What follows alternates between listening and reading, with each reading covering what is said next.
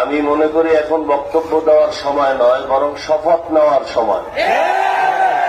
হযরত পীর সাহেব হুজুর চরমনায়ের হাতে হাত রেখে শপথ নিতে হবে যে দেশ স্বাধীন স্বাধীন বলে আমরা মনে হয় ঘুমিয়ে আছি, নতুন করে আবার জাগ্রত হতে হবে। সৈয়দ ফজলুল করিম রহমতুল্লাহ আলাইহের মতো কাফনের কাপড় হাতে নিয়ে ময়দানে আবার অবতীর্ণ হতে হবে। জুলুমের বিরুদ্ধে আন্দোলন একবার নয়, বারবার ময়দানে আন্দোলন করতে হবে।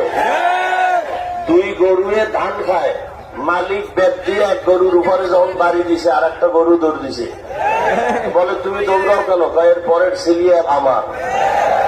অতএব আওয়ামী লীগ গেছে বলে লাফানোর কিছু নাই, শিক্ষা নিতে হবে। জুলুমের পরিণাম ফল এমনই হয়।